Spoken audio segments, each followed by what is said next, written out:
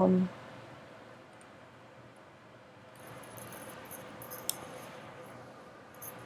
have your headphones?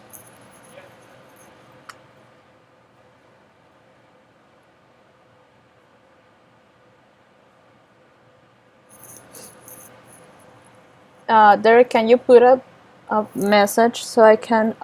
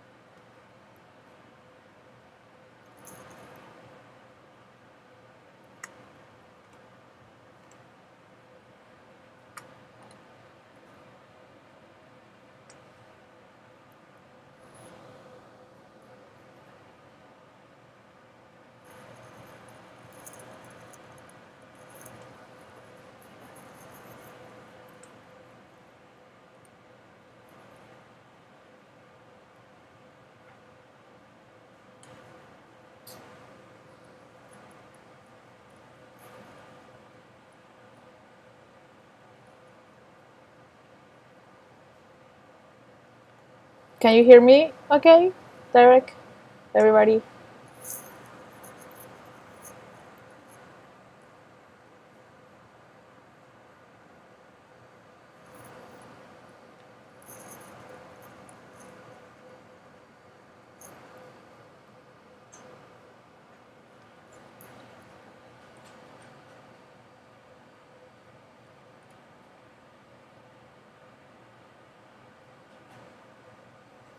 Hey everybody, we're just waiting a little bit so everybody can log in.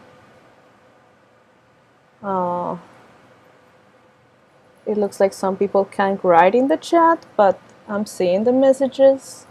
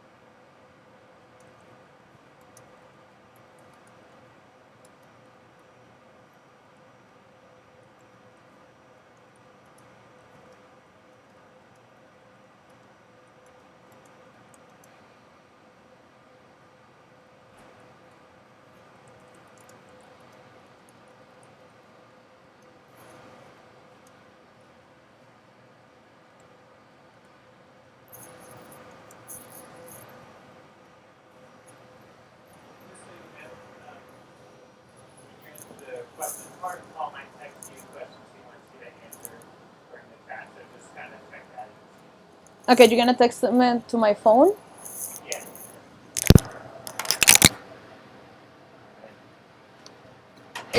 Is this okay, Paul? Yeah. I'll be right back. Okay, Hold on a second. don't worry.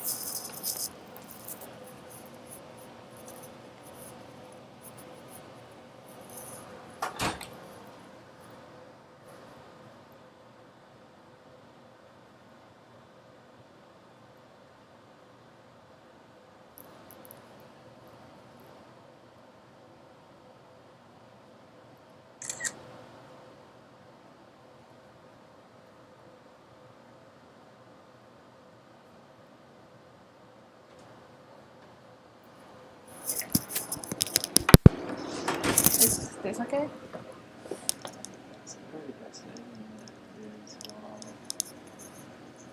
Yeah, that's fine. Okay. Perfect.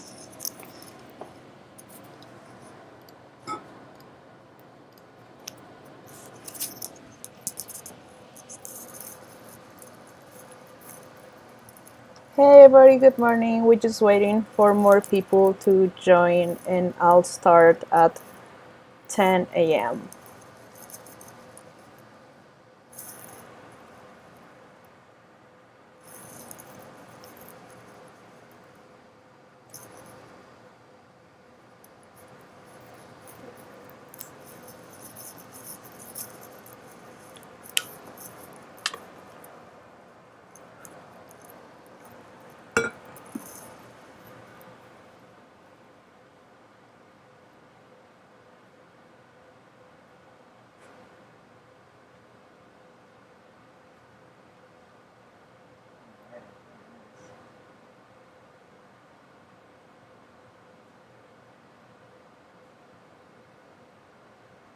So I've got Do you still have privilege as a moderator? It looks like I do. I have a little wrench next to it. Is that? Yeah. Okay. Okay.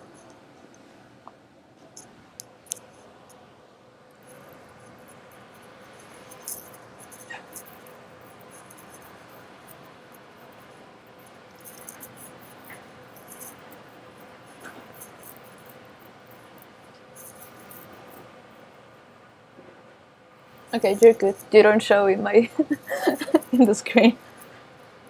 You don't appear in the screen.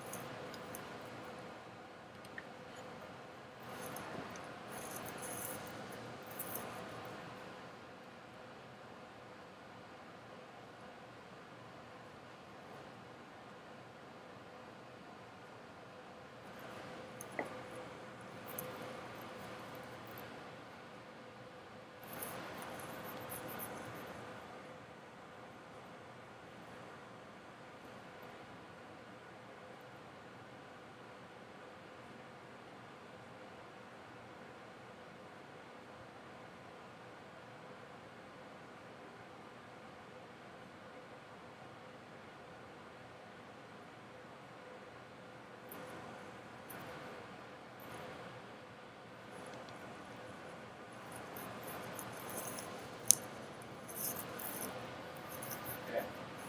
Ready, Derek? Ready, Fernanda? Yeah. I think is that this speaker Yeah. here? I'll just speak into this. I won't put it in my ear. Okay. And that's it. Okay. Alright. Okay. Good morning, everybody. Thanks for joining us this morning for Fernanda's thesis defense. So just to announce this presentation and then I'll let Fernanda take it away. Fernanda is from Bogota, Colombia, where she did her undergraduate degree at the National University of Colombia in Bogota. Fernanda studied myriapods as an undergrad in Colombia and really got interested in this field in the laboratory there at the university in Eduardo Flores's laboratory. Fernanda's been working really hard on this project. She's put a huge amount of effort into this. I'm very impressed with her work. So without further ado, I'll let Fernanda talk about this project on the phylogenetic revision of the Appalachian genus Cherokia from here in the United States. All right. Thank you for the introduction, Paul. Okay, so let's start with this. You guys can put any questions that you have in the chat, and I'll answer them afterwards when I'm finished, when I'm done with my presentation. I won't be checking the chat, so I'll see them afterwards. So again, good morning to everybody. Thank you for joining us in this streaming. I know it's kind of weird and hard to do defense like this, but here we go. So as Paul said, I'm going to present my master thesis. I studied during my master's the genus Cherokia. So first, I'm going to give you guys an introduction to millipedes and to my group of study, and then I'm going to present my hypothesis, objectives, and methodology for this project, and then I'll present my results and conclusions of all my work. So millipedes are arthropods. They're in the class Diplopoda, and as you can see in this picture here, there is a bunch of different shapes, body sizes. We have polyxenids that don't really look like millipedes, but they're cute and small, and they have these little hairs.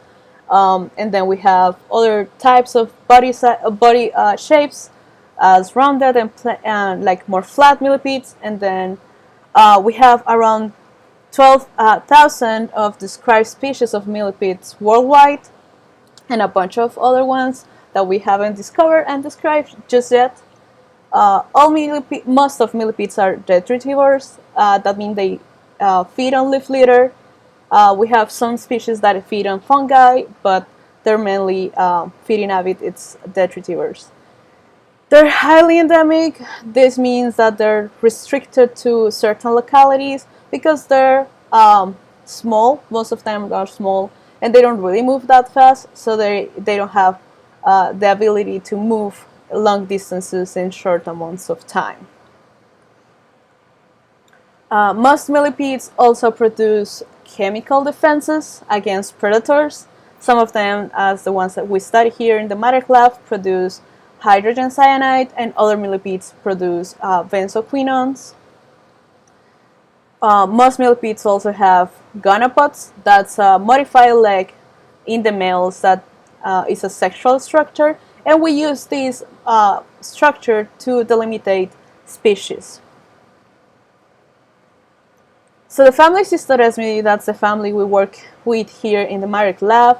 They're known as cherry millipedes because when you bother them, they secrete this defensive substance, and that substance smells like cherries. This family has 521 species, some of which ones have been described for like in the past month, and they're distributed in 68 genera.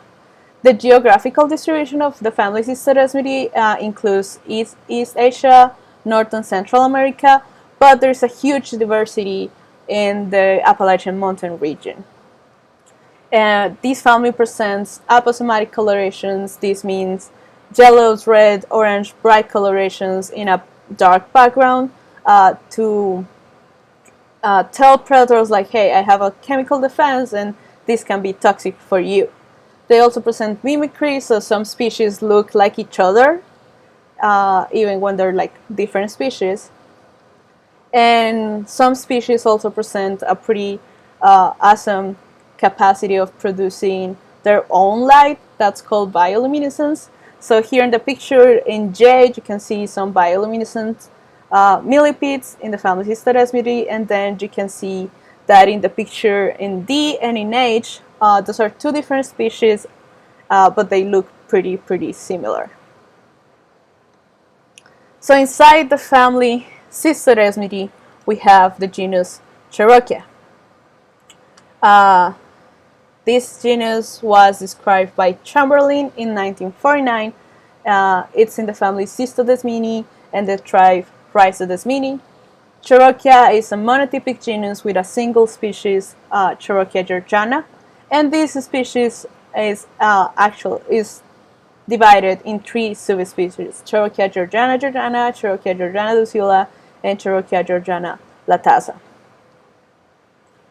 Adults in this group, in this genus, get a body length of 30 to 40 millimeters. They're not that big. Their paranoida, that is the extension that we can see in the picture of the body rings. It's wide and it's horizontal. They have a little curvature downwards, but their body is in general flat compared to other species in the same group. And also the dorsal surface of the body rings present this wrinkly texture we can see in the picture in the bottom of the slide. That is characteristic for this genus. In 1960, Richard Hoffman made a revision of this genus and established the genus as a monotypic genus with one species divided in 3 subspecies. He did this work based only on morphological characters. He found also that the gonopod, that's one of the structures we use to delimitate species, is pretty consistent in shape in this genus. But there's a huge variation in the body size and in coloration of the specimens in Cherokia. This genus hasn't been revisited in 61 years, so that's why I'm making this work. So for the species delimitation, Richard Hoffman used basically 2 morphological characters. The first one was a character that he described as the scapularia. This word comes from the mix of 2 words in the Greek, and it literally means the shoulder in the rim of a shield. So basically it's just a shoulder that he observed that was variable in the paranota of these millipedes. So he described, as we can see in the picture A, paranota is strictly marginal, so millipedes with this shape of the paranota of the scapularia will be in the subspecies Cherokia georgiana latassa, and if the scapularia was submarginal, they could be Cherokia georgiana or Cherokia georgiana docila.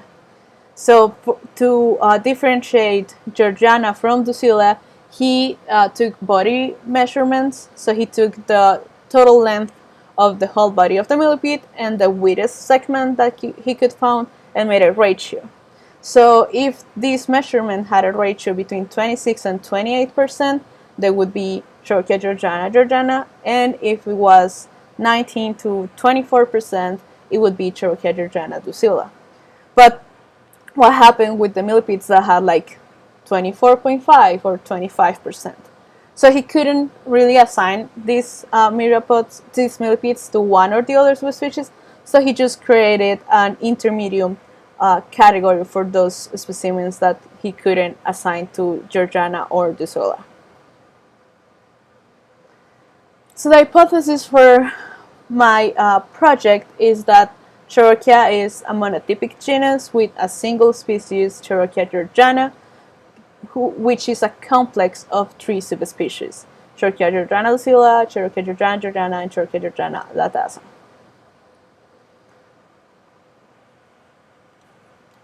My objectives for this project were to document a comprehensive geographical distribution of Cherokia, to estimate a molecular phylogeny for this genus, and to use molecular and morphological characters to review the status of the 3 subspecies inside the genus. So for my methodology, first I used a concept of species that says that species are monophyletic and genetically distinct from each other, and that species are diagnosable based on a combination of unique characters. These characters could be morphological or molecular or a combination of both of them.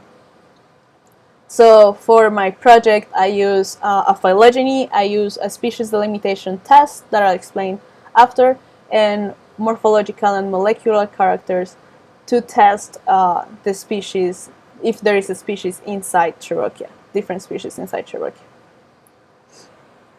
So the first part that I did was creating getting actualized geographical distribution of the genus. So what I did first was digitalize occurrence records from 3 different collections, from the Virginia Tech Entomology Collection, the Virginia Museum of Natural History, and the Florida State Collection of Arthropods, and also all the records from Cherokia that were in Hoffman 1916 paper. Some of these records already have coordinates, so it was easy, but some of them didn't have coordinates, so I have to use the localities in the labels and use the software geolocate to obtain those coordinates. And afterwards, with all the data, I developed some maps. So mapping in millipedes is a really useful tool because, as I explained before, millipedes don't move that fast and they're pretty endemic. So usually their geographical distribution gives us clue of what's happening inside the groups. Also, we know this is a difficult time. I was planning to do some field work last summer, but because of the COVID-19 pandemics and all the travel restrictions we had, that was not possible. But I was still interested in getting samples from places we didn't have access to, and from places we didn't have material available for doing molecular work. So the solution we found was to make a small citizen science project in which we include the general public into collecting millipedes, specifically Cherokia millipedes, from areas that we needed. As you can see in the map, there are areas in like orange, yellow, some places from Tennessee, Alabama, Georgia. We mentioned some places from Kentucky, but we didn't have that much samples from there, and West Virginia, but we don't really got samples from West Virginia. So I developed these materials. So I developed a flyer which had all the instructions for people to collect millipedes and ship them back to us. The kit also had a collection card, so the people that was collecting millipedes were able to put all the information from the localities when they were collecting, and we can actually use the data. Also, an ID card with a little description of Cherokia, so they can collect actually Cherokia. And in number 5, in the picture, you can see a little keychain that was like a gift as a thank you for people which was participating in this project.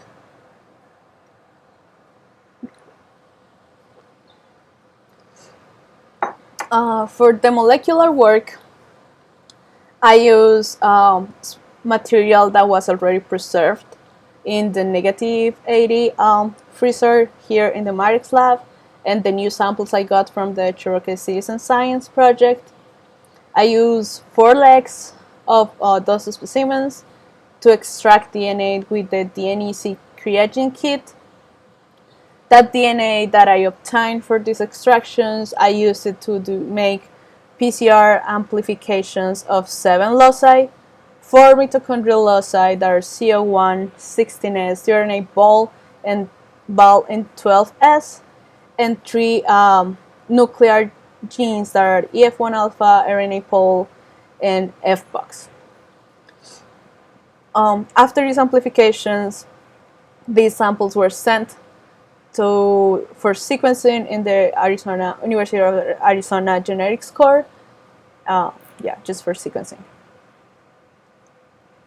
Once I got the sequences back, I opened them and processed them in the software MESKit, and I produced a matrix with all the sequences. I use also MESKit to assess the quality of the sequences, and only high quality sequences were used for the rest of the analysis. Those sequences were aligned in the software MAFT, and afterwards I used IQ3 to do a composition test. Composition tests allow us to assess if all the sequences have the same nucleotide composition. And then I also use IQ3 for finding the best fitting evolutional model for each one of the genes and partitions, and to estimate a phylogenetic tree for the genus. I also use some of these sequences to run a species delimitation test called automatic barcode gap discovery. I'll explain that later.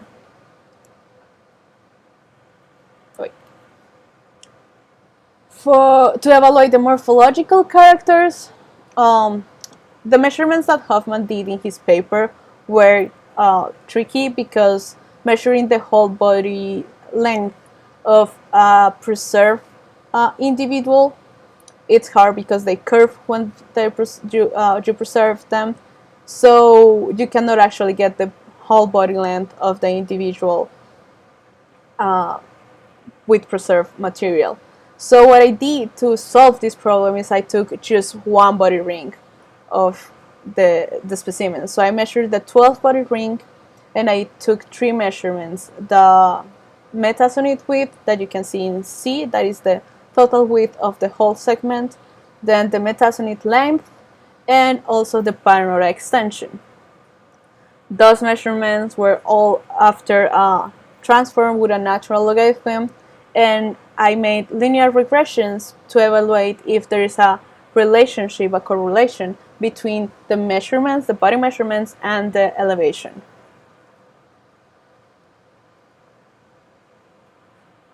As I mentioned before, Cherokia has a pretty high variation in coloration patterns. So this was a character that I wanted to evaluate to see what's happening. So we use pictures from Cherokia available in iNaturalist and also in the Mark Lab. All the pictures that I used from Cherokia, from iNaturalist, we checked that there were actually Cherokia and not other millipedes that looked like Cherokia.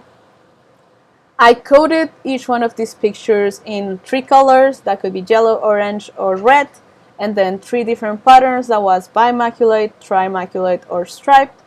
And again, I used maps to see if there was a relationship between the coloration and the geographical distribution of the genus.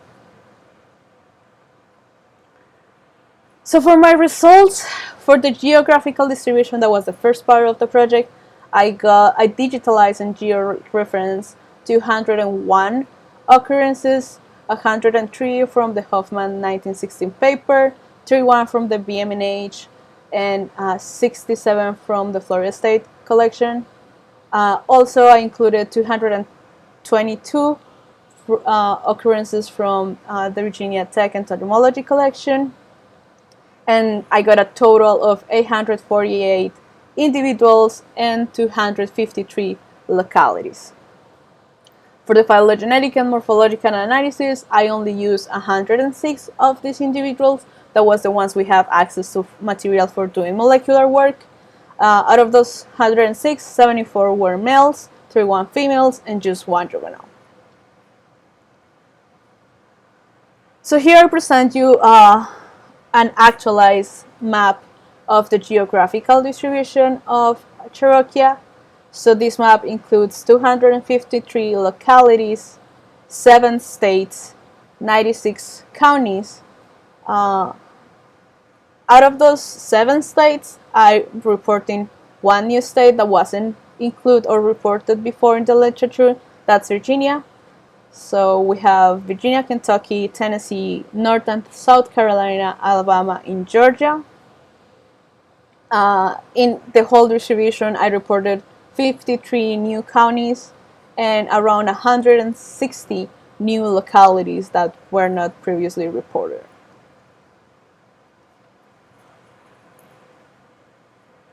For the citizen science project, it was really interesting. It got a huge response in Facebook and Twitter when I posted, and a bunch of people answered my my pool to be part of the project. 60 people were selected based on the localities they were in, and because we were targeting specifically localities that we needed samples from. Out of those 60 people, only 41 answered me back and gave me like the information so I can actually ship them kits. So from in July and August of 2020, I sent a total of 41 kits. And from October of 2020 until a couple months ago, March 2021, we have received 23 live millipedes, and 13 of those were identified as Cherokia. So this led us with a total of 12 samples that we got back, and that is around the 3% of the kits that we shipped. So it's a pretty good result for a first effort in doing citizen science with such a specific group as millipedes that is sometimes really hard to identify. For the molecular part, a total of 106 individuals were included in this part, and I obtained 450 sequences for this part. The concatenated matrix with the 7 loci was a total of 3,865 pair bases, and for the mitochondrial genes, I got a pretty good result with the sequencing. 99% of the sequences were successful in the mitochondrial genes. Just one individual didn't sequence for these genes. Then for F-box, I got a 96% of success, and EF1 alpha and RNA pol were the lowest ones with 75% and 55% of sequencing success.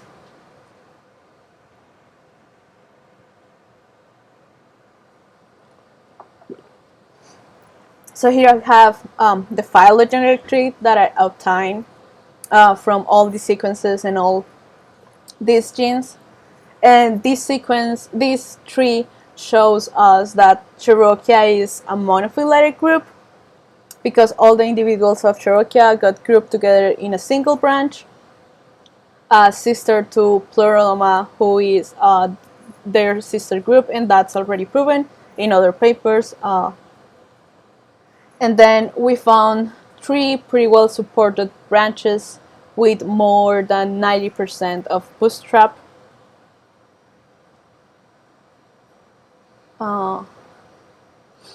Then I also found that individuals from the same locality or localities nearby usually get grouped together in the same branch.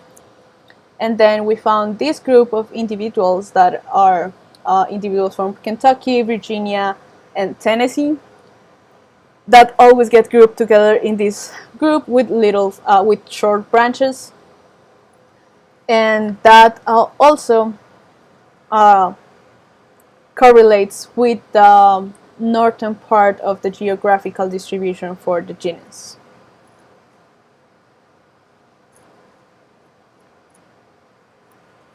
So I did a species delimitation test called automatic barcode gap discovery. So what these tests do is takes the sequences compares sequences in pairs. So compares 2 sequences at the same time and makes a distance matrix tell us how different are each sequence from each other. So basically a barcode gap, what tells us is that the distance between sequences of individuals from the same species will always be smaller than the distance between sequences of species of different species, individuals of different species. So these tests allow us to see this gap as an actual gap in a graph as a result of the test. So here in the figure in A, we have the test that I run with my sequences of Cherokia. For this test, I only use CO1. That is the gene that is used for barcoding generally in arthropods at least. So in A, I got the sequences for Cherokia, and there is no gap that you can observe. Like the distance between the sequences of sequences of all the Cherokias, it's pretty small. And in B, I have some similarity sequences that actually show how a barcode gap would look in a graph. So we can see that we have 2 blocks of those yellow bars that represent 2 different species, and in the middle there is like a blank space, and that's marked with a dotted line. So that's what we call the barcode gap. So the graphs in the axis have the value of the distance, and the y-axis is how many times that value was found in your analysis. So yeah, that's what that means. So these tests tell us that there is not a barcode gap in Cherokia, supporting that Cherokia is a single species and there is not division inside the species. So for the morphological characters, I took the 3 measurements of the body and then did linear regression with the measurements against the elevation. And I found that in general there is a negative correlation between the body size and the elevation. This means that smaller millipedes tend to be present in higher elevations and bigger ones tend to be present in lower elevations. That was the trend for the 3 measurements: the metasonal width that is shown in A, the metasonal length that is shown in B, and the paranoid extension that is shown in C.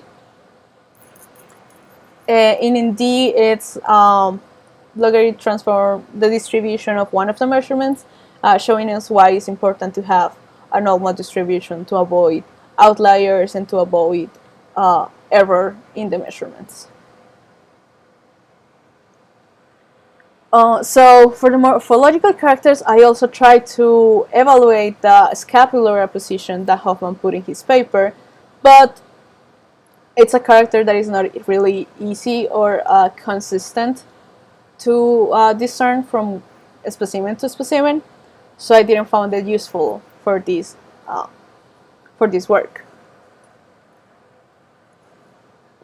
But while doing the measurements and evaluating this character, I did found that the shape of the paranoida does has a variation that is easier to discern. So in A, we have specimens with what we call a sinoid paranoida. So the anterior border of the paranoida is more curved, and you can actually see the curve. And the posterior border of the paranoida makes an angle with the posterior border of the body ring. In B, we have what we call straight paranoida, and you can see that the anterior border does have a little curvature, but just like in the tip of the paranoida, but the anterior border is mostly straight, and the paranoida is completely aligned with the posterior border of the body ring, and there is not an angle that you can actually notice. So when I found this, I compared this character to the geographical distribution, and I found that there is a relationship between the shape of the paranoida and the geographical distribution of the genus. So individuals with the sinoid paranoida are usually located in the valley and ridge region, and that's the west part of the Tennessee River, and then individuals with the straight paranoida are in the other side in the Blue Ridge Mountains.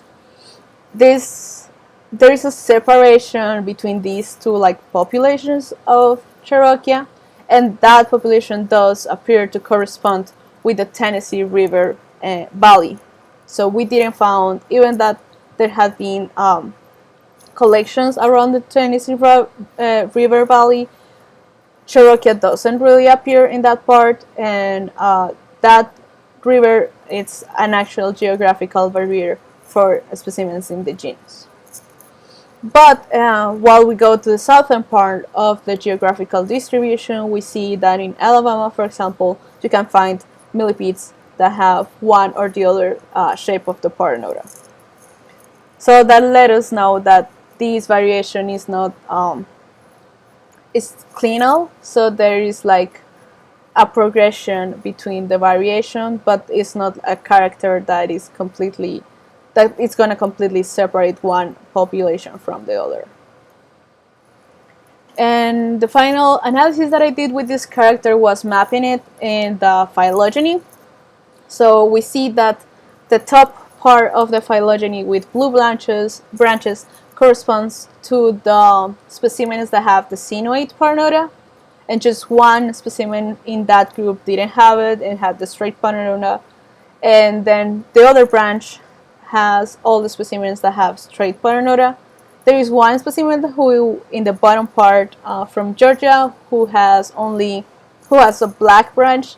That's because that individual was a juvenile, so we do not include juveniles for morphological analysis because their characters are not completely developed, and that can lead to an error. As I said before, the variation in this shape is clinal. So, and as a sole character, a single character doesn't really allow us to use it to delimitate species. For the coloration part, this was one of the most fun parts of the project. I found the three already mentioned patterns and the three colors. So in A, you can see what we call bimaculate. So specimens with bimaculate colorations only have coloration spots in the paternodas, but they don't have any spots in the mid-dorsal part of the body. Trimaculate in B had three coloration spots in each one of the paternodas and a coloration spot in the mid dorsal part of the body. These spots also can change in size and shape. So in B, in the top part, we can see that they're yellow and they're like more oval size or oval shaped. And then in the bottom part, we can see that there's yellow, orange, and red colorations, and the shape of these spots is more triangular. And then in C, we have the coloration pattern striped. So as you can see, there is a single stripe that is going across the body from one paternode to the other one. This stripe also can change in thickness and coloration, and some of them had like a mix between the trimaculate and the striped, as the last one in C, the bottom one, that you can have like a little bit of a triangle, and then the triangles connect and make a whole stripe. So I mapped these coloration patterns, and as you can see in these two maps, in one I'm showing the patterns stripe, trimaculate, and bimaculate, and in the other one, the one in your right, I think, you have red, orange, and yellow that are the colors. And as you can see, it's kind of a mess. There is not a specific geographical distribution that correlates with neither the patterns or the colors. There is even localities when you can actually find the three patterns and the three colors at the same time. The most common pattern was the trimaculate one, and the most weird one was bimaculate, and then the most common color was yellow and orange over red. That was a little bit more strange. So after all this work, I concluded that I expanded the geographical known distribution for Cherokia, adding one state, that's Virginia, 53 counties, and around 160 localities that were not reported before. My molecular phylogeny showed that Cherokia is a monophyletic clade, sister to Pleroma, and this is supported by previous authors that have already showed this in different works. And all my data here, the phylogeny, the species delimitation test, and all the morphological characters show that all Cherokia individuals belong to the same species, and there is not enough evidence that suggests that there is a division inside the species Cherokia. So this conclusion is rejecting my hypothesis that Cherokia was a complex of three subspecies. And here I demonstrated that Cherokia is a single species, and we don't have a reason to believe there are real subspecies inside Cherokia. So in the future, what we have left to do, we have to explore different characters as the shape of the gonopods. We just have to check to see if there is an actual variation inside the genus, but most authors have reported that the variation is minimal, and the shape of the gonopods in all Cherokias is basically the same one.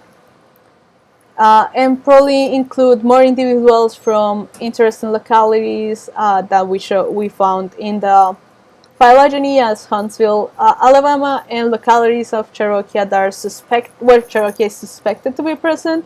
In iNaturalist, there is some reports of Cherokia in Tallahassee, Florida, but we haven't have access to those samples, so we don't really know if it's Cherokia or if it's another millipede that looks like Cherokia.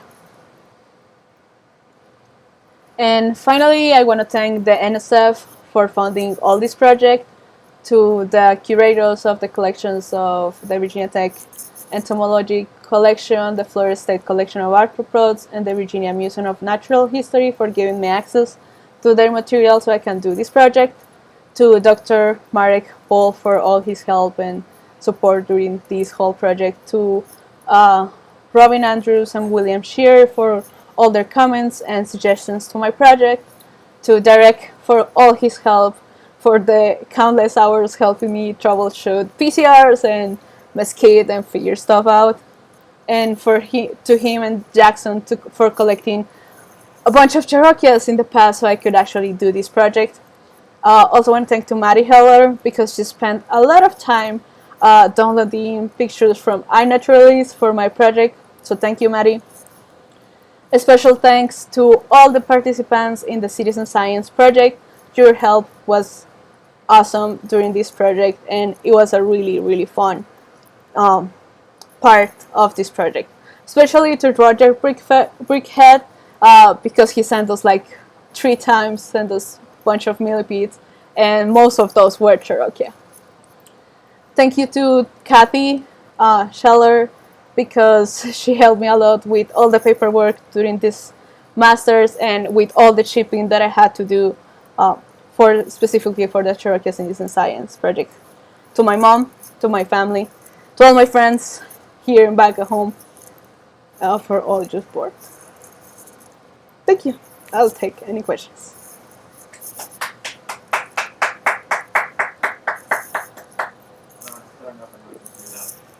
Sorry? I don't know if anyone can hear that. Oh. Good job, Fernanda. That was excellent. Okay, so I'm going through the chat. I see a question from Dr. Kring at the very bottom. Okay, Dr. Kring asks, the decreases size in higher elevations follows reduction of size of plants as elevation increases. Do you think they reduce plant tissue? I'm not really sure about that. That's an interesting question. I won't think so because millipedes are usually more in the soil than in the actual plants. They eat like more leaf litter, leaves that are already in the soil, than fresh leaves. So I wouldn't think so, but I'm not really sure about that. And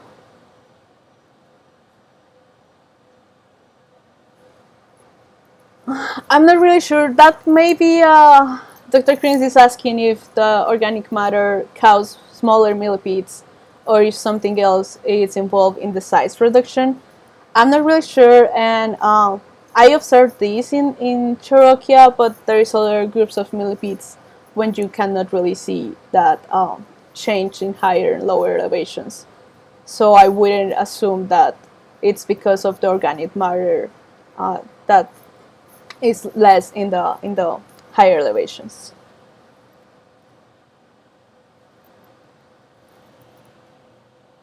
It might be interesting to look at latitude to see if the body size changes with latitude in addition to elevation. Yeah, we will have to check also if maybe the latitude includes like has something to deal with the changes in height, like millipedes in the more northern part are smaller or something like that, but we don't really know.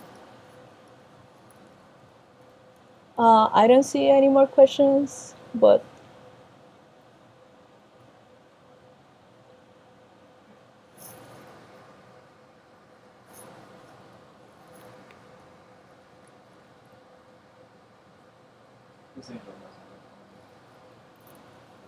Oh, Chris Angel says, have you looked at the soil composition? It would be interesting to look at how these are different at different elevations and if they play a role in body size.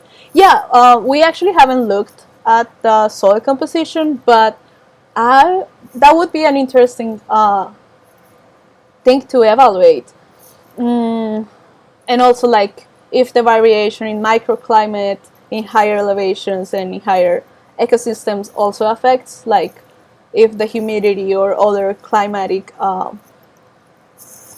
information in each one of these different elevations affects the body size. I guess that would be something really interesting to evaluate in the future. And most of these localities probably have already climatic data, so probably we can evaluate that in the future too.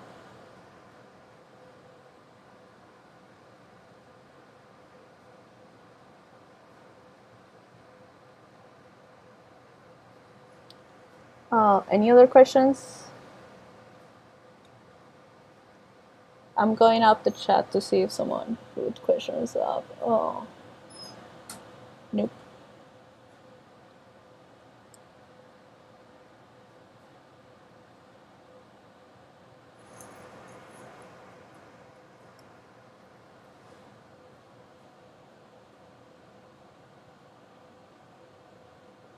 Okay, Daniela has a question. I'm gonna translate it, so give me a second. um,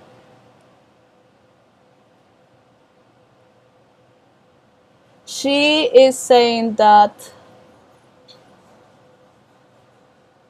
here in the United States, researchers in millipedes have focused mostly on Cystoresmidi, and she wants to know why this family is one of the most studied here in the United States.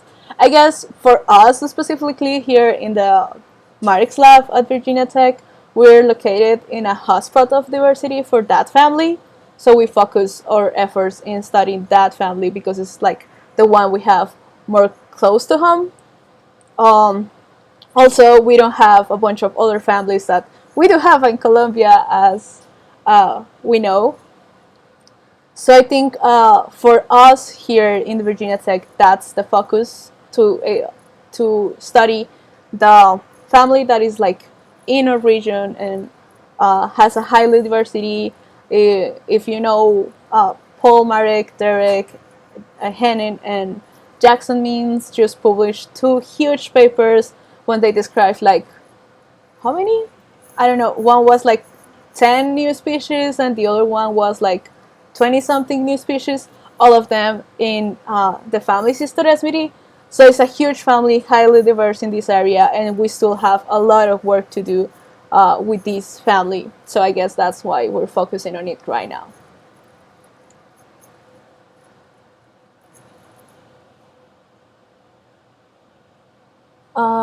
Poja, I'm sorry if I'm mispronouncing your name. Poja Al Anil Kumar says any information regarding to their endemism. Uh, Specifically with Cherokia, we have only found them in the regions I show you. We haven't found reports yet of Cherokia in other states out of the ones I mentioned. So they're pre-endemic to the Appalachian mountain region.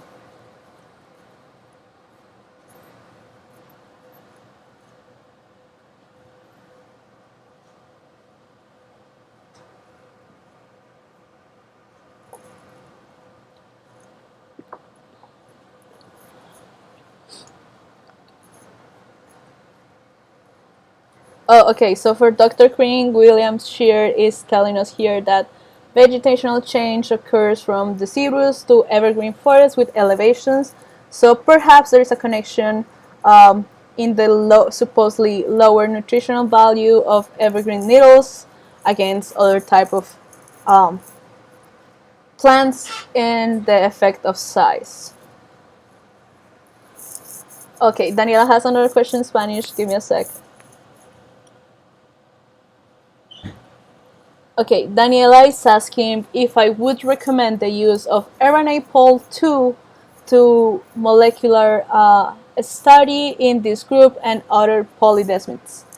In Cherokia, RNA pol 2 wasn't that successful. It was really hard to amplify and to sequence, but there's other groups where RNA pol has have a higher success rate in sequencing. So I would recommend to use RNA pol, but not by itself. Like use other genes as CO1 or 16S that are genes that have higher success of rate, and they're being used in millipedes in polydesmids in general. So I will focus more on those two genes instead of RNA pol. But if you have the chances to do multiple genes, as I did in this project, you will have better results.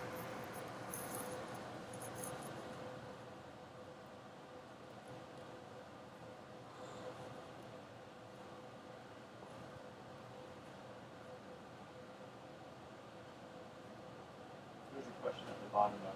Yeah. So Julian is asking two questions. Oh, and Petra also sent a question. How did you define the term subspecies for this work?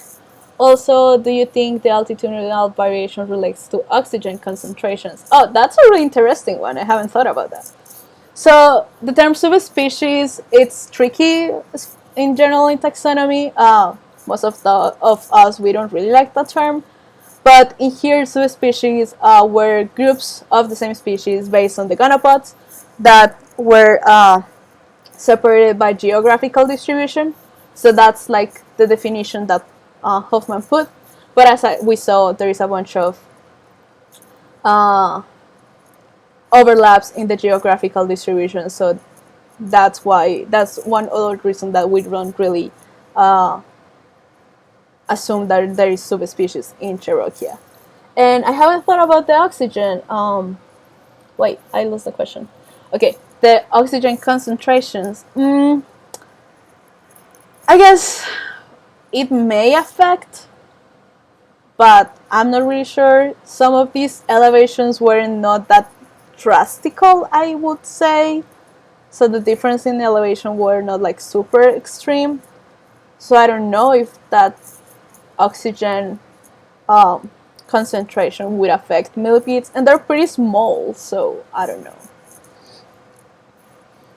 And then Petra asks, this is a polymorphic species, not separate subspecies.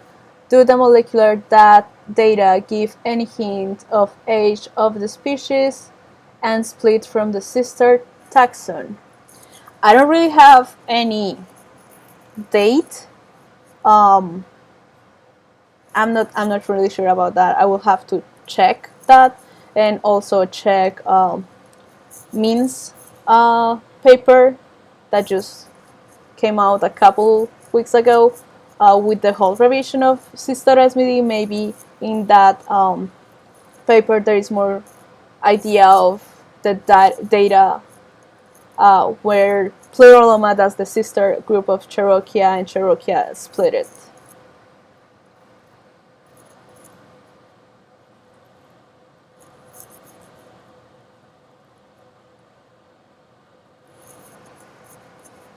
I think that's all the questions I have seen here.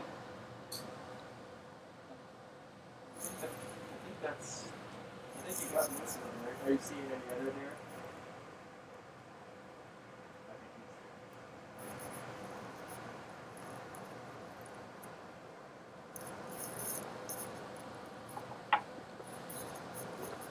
I don't see another.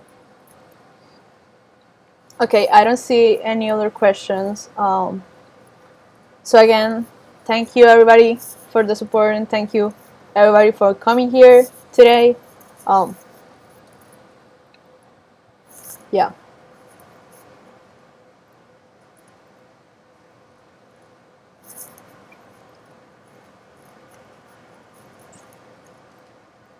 So we finish. Should we finish it?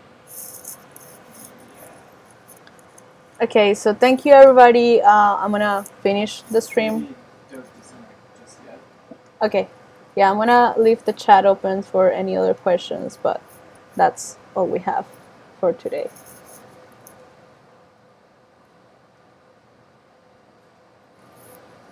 Oh, Daniela had a last question. How many outgroups did I use? I used just the genus Pleuroma. I used 3 individuals, one from Pleuroma plana, one from Pleuroma cala, and one from Pleuroma flavipes. So we're 3 individuals, all from the genus Pleuroma.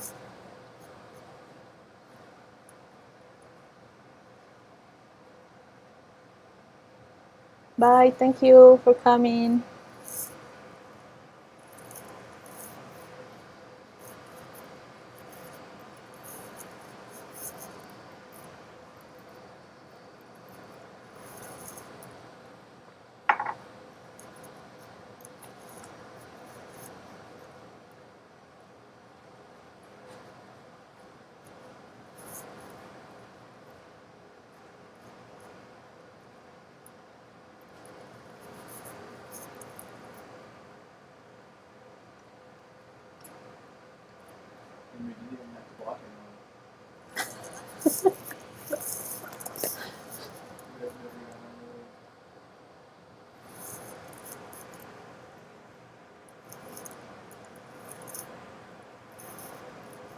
Oh, I think I forgot to put my email or anything here if you guys have more questions or anything. So I'm gonna put my email or my Twitter in the chat if someone wants to contact me about any questions.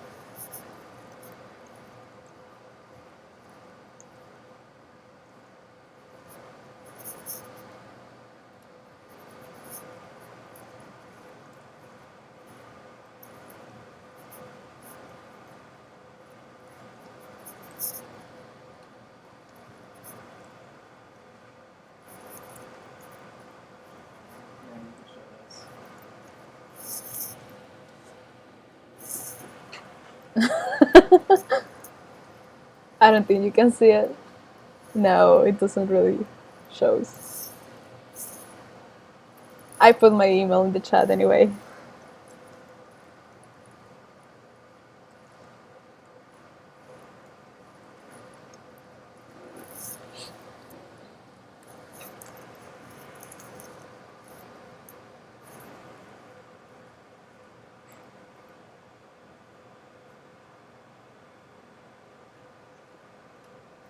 Gotta check that it's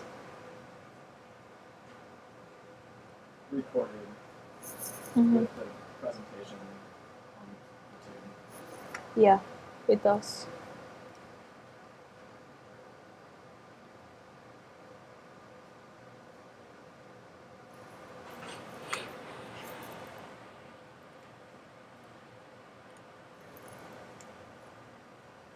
Okay.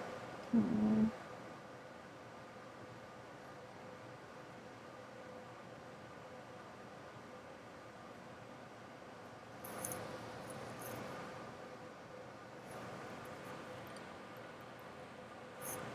if you want to just say we'll take a half-an-hour break and then reconvene for your committee meeting. Okay. Actually, I'll just say